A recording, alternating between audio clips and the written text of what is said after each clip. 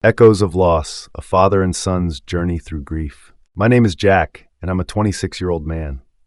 Over a year ago, I lost my wife, Annie, when our two children were only 18 months and 4 years old. She was just 25.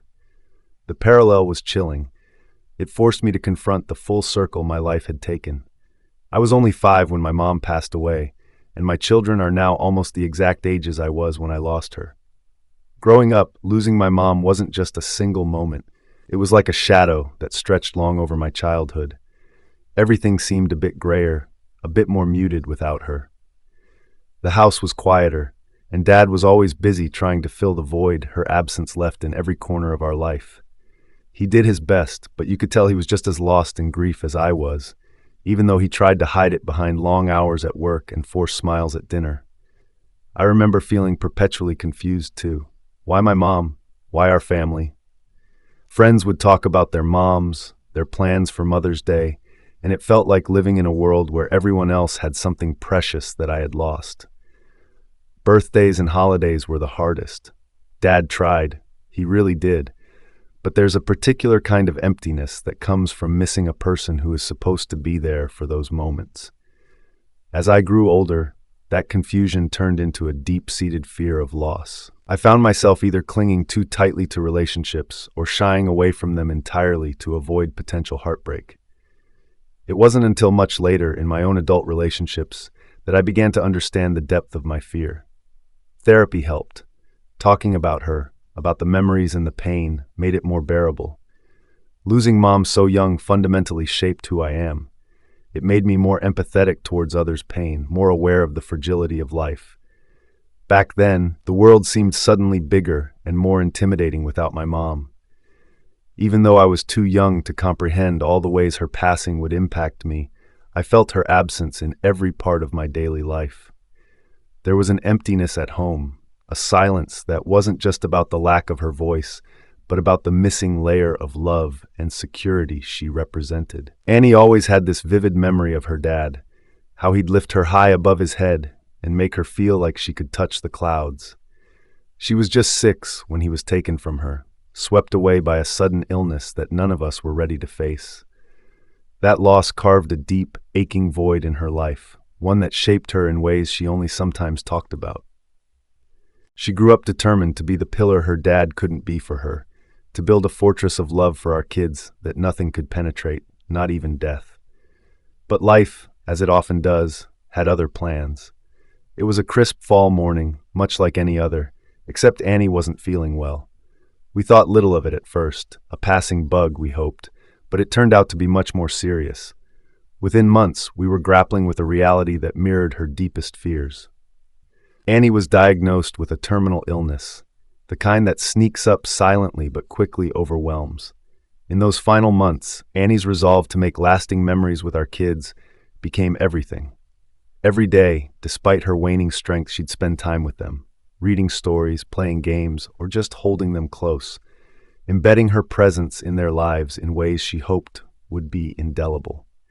She often spoke to me late at night, her voice a mixture of determination and despair, about her need to leave a legacy of love for them, to be there in their hearts and minds even when she could no longer be there in person. She wanted so desperately to break the cycle of loss that had shadowed her childhood, to give our kids the stable, loving foundation she had lost so early on. Her biggest fear was repeating history, leaving our kids with the same hollow memories and unanswerable questions she had struggled with. Watching Annie with our children, I saw the lengths she went to imprint her love on their young lives. She would record videos for them, leave little notes in unexpected places, and create traditions that could carry on in her absence. Her creativity in weaving these threads of connection was both inspiring and heart-wrenching.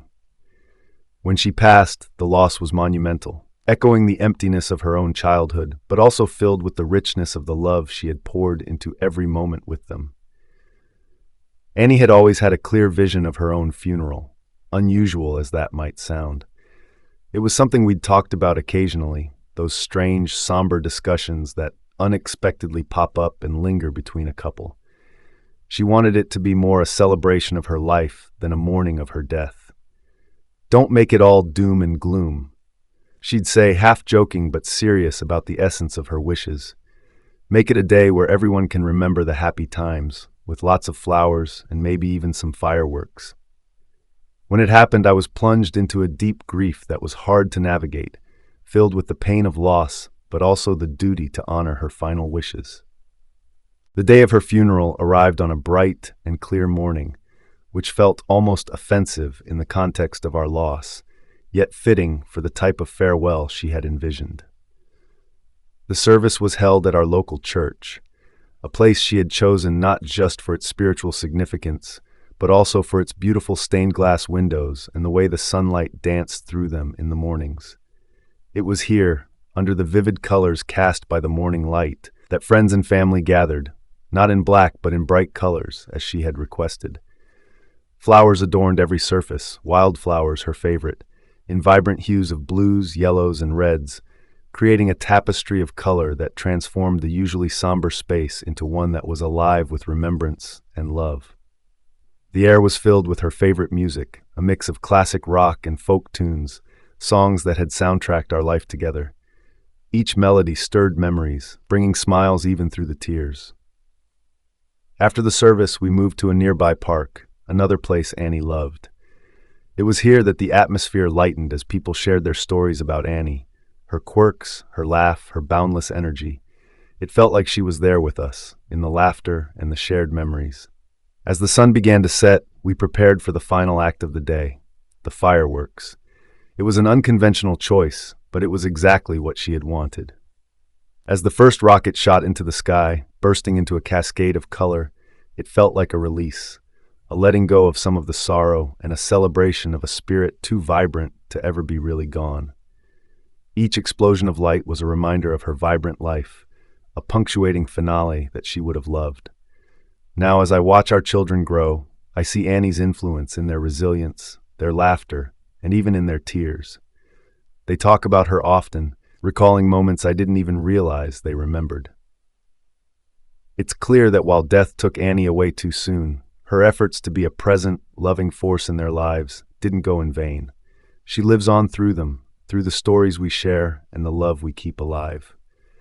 As their father, my role has evolved, not just nurturing them, but also preserving the essence of what Annie wanted for them, a sense of security, love, and the knowledge that they were, and always will be, cherished no matter what life throws our way. Now, as I watch my own children, I see that same confusion and loss reflected in their eyes. They look for Annie in simple moments when they accomplish something small, like tying their shoelaces, or when they need comfort after a bad dream. I know those feelings. I live them. It's a reminder of how deeply a child feels the absence of a parent, often in ways they can't fully express. This shared experience has deepened my empathy and understanding of my children's emotions. I often find myself navigating their grief while managing my own, trying to be the rock that they can lean on. It's not just about providing for them materially, but ensuring they feel safe and loved, that they have space to miss their mom without feeling like they need to hide their grief. Their journey through loss has also reshaped my approach to parenting. I'm more patient, more attuned to the unspoken parts of their sadness, and more proactive in addressing our emotional health as a family. We talk about Annie often, keeping her memory alive, not as a shadow that hangs over us, but as a light that continues to guide us. I strive to be present in a way I felt my dad struggled to be after my mom died. Seeing my children cope with their loss, I understand the long road ahead of them. I know the challenges they'll face as they grow up without their mom, but I also see their resilience, and it gives me hope. It reminds me that while the pain of loss never fully disappears, it can be woven into the fabric of our lives, making us stronger and more connected to each other. I've promised myself to be there for them, to help them navigate this journey, and to ensure they never doubt they are loved, both by their mom, whose love continues beyond her absence, and by me, who stands with them every step of the way. After my mom passed away, the house felt suspended in time, with remnants of her life tucked into every corner. Her clothes still hung in the closet, her books remained on the shelves, and the air carried the gentle hint of her perfume. This stillness, this preserved world of hers, was abruptly disrupted when my dad announced he was remarrying. It was barely a year since we'd lost her, and the news fell on me like a cold wave. Ellen moved in shortly after their wedding. She brought with her boxes filled with new items, new routines, and a new presence that seemed to flood the spaces my mom had once inhabited. Her attempts at reorganizing the house, from rearranging the living room to replacing the curtains my mom had chosen, felt less like mere changes and more like erasures of the life we had lived. Ellen was kind, or at least she tried to be. She would cook meals she thought I would enjoy and make small talk, attempting to bridge the gap between us. However, her efforts felt forced. Each kind gesture, no matter how well intended, felt like an intrusion, as if she was trying to stitch herself into the fabric of a family portrait where she didn't quite belong. I resisted, not out of spite for her as a person, but out of a deep-seated loyalty to my mom's memory and a child's grief that clung stubbornly to the past. The situation at home grew tense. My reactions to Ellen's changes ranged from silent withdrawal to outright defiance. I would put things back where Mom had left them, insist on using the same old dishes instead of the new ones Ellen brought, and avoid spending time in the newly redecorated spaces. I missed the familiarity of my old life, the comfort of knowing every corner held a piece of my mom. My dad, caught between his attempt to move forward and his child's resistance, often became frustrated. Arguments became more frequent. He would accuse me of being unreasonable, of not giving Ellen a fair chance. I saw it differently. I felt he was erasing Mom's legacy, pushing me to forget rather than remember. One particularly heated evening, my dad snapped after finding me rearranging the living room to its original state. "We can't live in a museum," he yelled. "We have to move on. You have to move on." But how could I move on? Mom's shadow was in every laughter that had echoed through these rooms, in every step I took around the furniture she had carefully chosen, in every scent that lingered. The house felt increasingly like a battleground, where every alteration to its old state felt like a loss, a reminder of how swiftly and ruthlessly life could change. Ellen, caught in the middle, gradually stopped trying so hard to win me over, retreating instead into whatever peace she could find with my dad. During those initial months after Ellen moved in, the atmosphere in our home became increasingly strained. I was still grappling with the loss of my mom, often finding solace in old photos and mementos that kept her memory alive. My vulnerability and frequent bouts of tears were a stark reminder of the raw pain that lingered in our home. It was during this time that Dad's demeanor towards me shifted drastically. The few times I showed vulnerability or cried for Mom, he reacted not with comfort but with frustration. He would yell, telling me to grow up and stop crying. It was clear he was grappling with his own pain, but his approach left me feeling abandoned in my grief. One night, after finding me crying in my room with a picture of Mom, "Enough," he barked, his voice echoing against the walls. "You need to grow up and stop crying all the time. Life has to move on." His words, meant to push me towards resilience, felt more like a dismissal of my grief. I looked up at him, my heart sinking. "I miss her, Dad." I managed to choke out the words, barely a whisper. "Why can't you just let me miss her?" His next words were like a cold slap. "I'm happier now, and you should be too. I love Ellen more than I ever loved your mom." He declared it with a harsh certainty that seemed to seal the growing gap between us. The room fell silent, save for the quiet sobs that I couldn't hold back. Those words, harsh and raw, sliced through the fragile thread of understanding that had tethered us. I felt not just the loss of my mom, but also the creeping loss of my dad, who was now a stranger, driven by his own grief and newfound happiness. As the years passed, the emotional distance grew. Dad was increasingly absent, not just physically, but emotionally. My cries for attention, for the affection I missed so desperately, went unanswered. His priorities had shifted, and I felt sidelined, an unwelcome reminder of a past he wanted to forget. Ellen, for all her efforts, could never bridge the gap between Dad and me. It felt like a betrayal, not just of Mom's memory, but of the father-son bond we should have had. Feeling abandoned and misunderstood, I withdrew into myself. The isolation at home led me to seek solace elsewhere, in books, in school activities, anywhere I could find a semblance of the care and attention I lacked at home. But the impact of those formative years lingered. I harbored a deep-seated mistrust for relationships, fearful of being left behind again, of loving someone who might one day decide I wasn't worth sticking around for. As an adult looking back, I can see that Dad was dealing with his grief in his own flawed way. But the understanding of his pain does little to soothe the resentment and hurt of a child who felt left behind. Now, facing my own challenges as a widower, I'm determined to be the father to my children that I needed when I was their age, one who is present, supportive, and unconditionally loving, no matter what life throws our way. But after Annie died, my dad reached out to tell me he hoped I understood him better and would cut him some slack for everything. I didn't respond to him at the time because I was in the most immediate sense of grief still. Today, it's still raw, but I'm in therapy to try and find peace in my life. He reached out to me a few more times and apologized for his initial message. We met up a few days ago, per his request. We met at a quiet cafe, a neutral place that seemed suitable for what was already a tense discussion waiting to unfold. As I sat across from him, still wearing my wedding ring, a stark symbol of my ongoing grief, it didn't take long for the conversation to veer into uncomfortable territory. He noticed the ring almost immediately and took it as a cue to voice his thoughts on moving forward. "You can't keep living in the past," he said. "It's time to think about your future, maybe start meeting people again." I clenched my jaw, feeling the old frustration simmer. I asked him to drop the subject, but he pressed on, perhaps thinking that pushing me was for my own good. That's when he brought up his own past, his quick remarriage after my mom's death. He explained, not for the first time, but certainly in the most explicit way, how his new wife had brought him happiness, something he thought was impossible after Mom. "I needed that, and I think you do too," he said earnestly. "I thought you'd understand by now, especially with the kids needing a mother figure."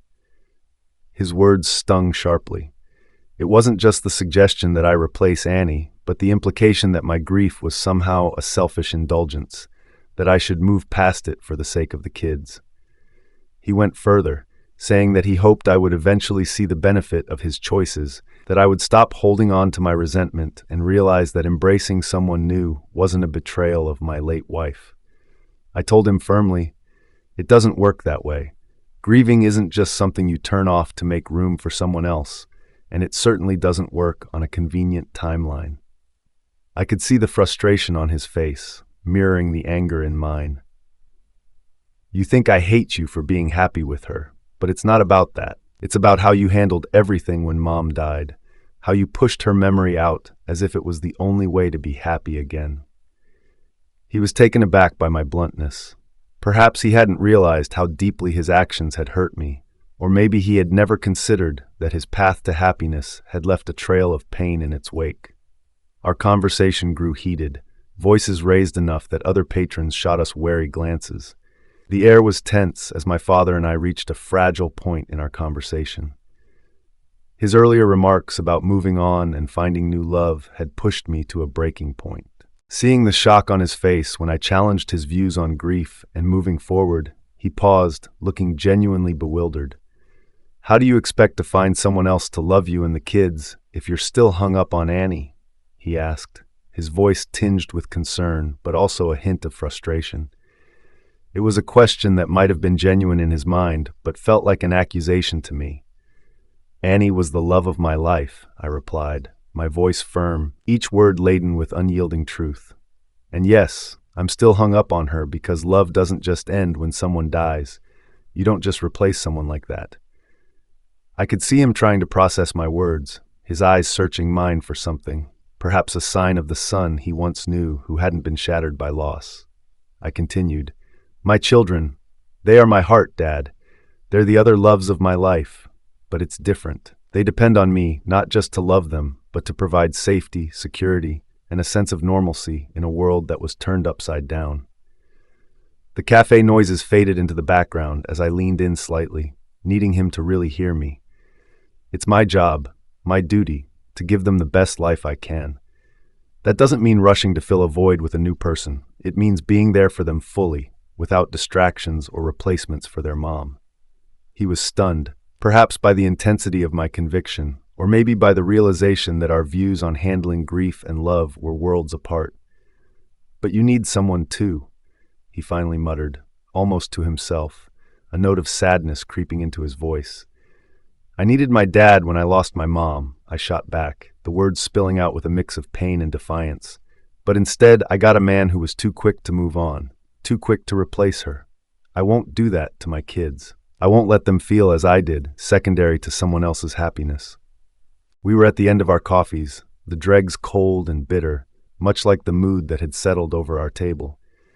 As my father eyed me, ready to offer another piece of his mind on how I should live my life, I cut him off. The frustration and hurt from years of bottled-up feelings were brimming over.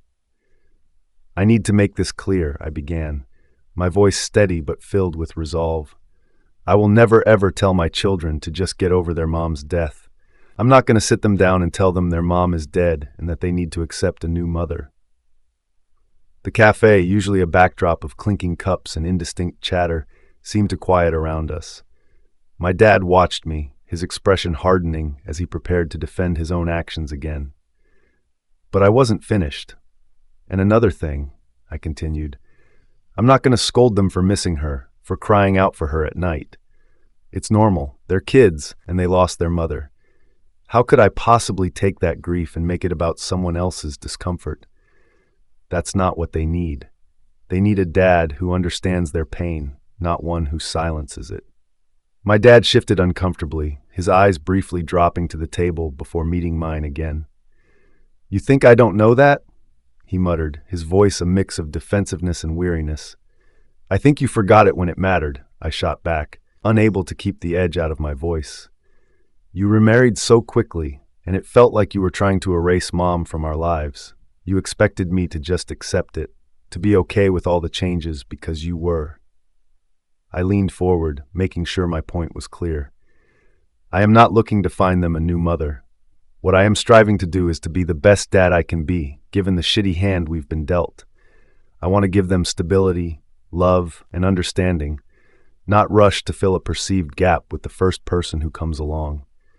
I paused, my heart pounding with the intensity of the confession.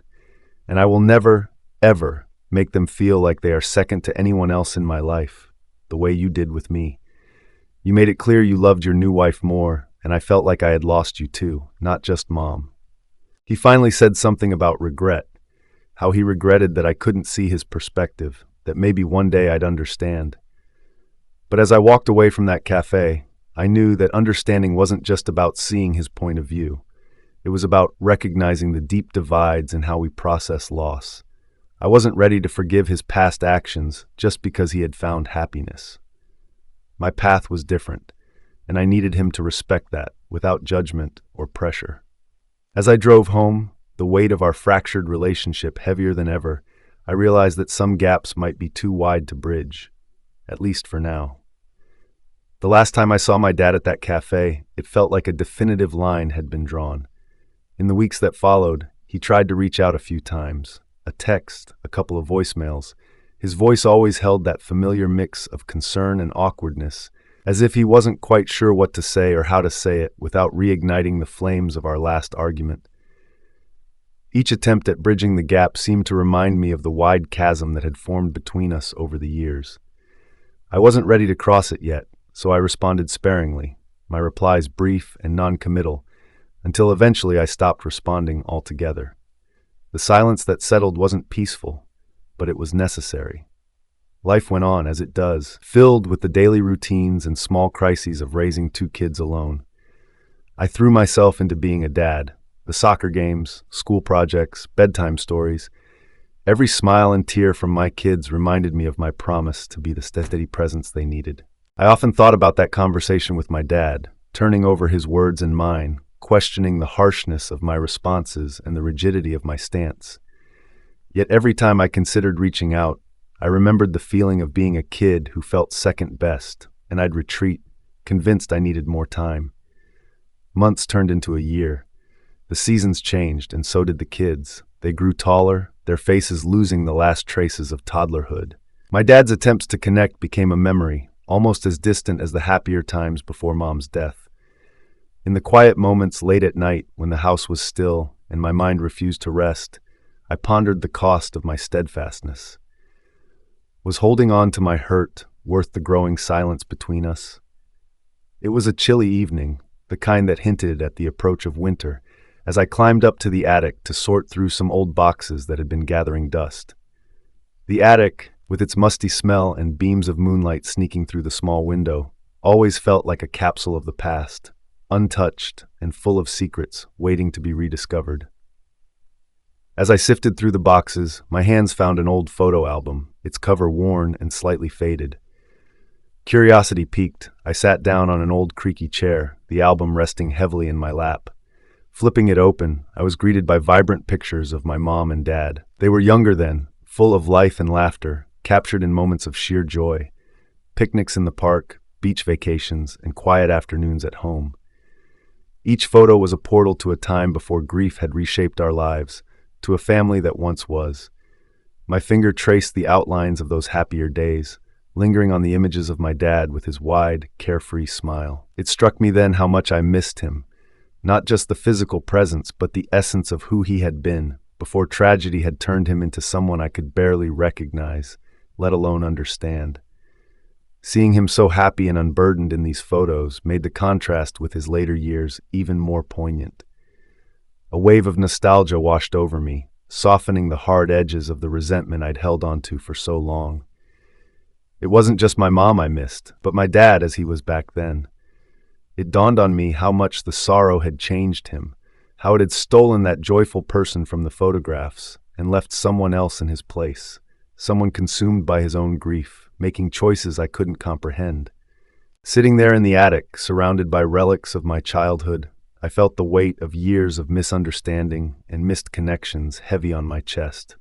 The memories of laughter and love, so vivid in those photographs, seemed at odds with the strained, awkward encounters that had defined our recent years. The realization was a quiet but profound turning point. Maybe there was room for reconciliation, a chance to rediscover the man from those pictures, to understand the journey he had taken from there to here. Perhaps it was time to bridge the gap that grief had widened, to approach him not just as the man who had made decisions I struggled to forgive, but as my dad, who had once been the entire world to a much younger version of me. Resolute, I closed the album, a plan forming in my mind. I would reach out to him, try to initiate a conversation, not just about what went wrong, but about what had once been right. It felt like a daunting task, filled with potential for pain, but also for healing.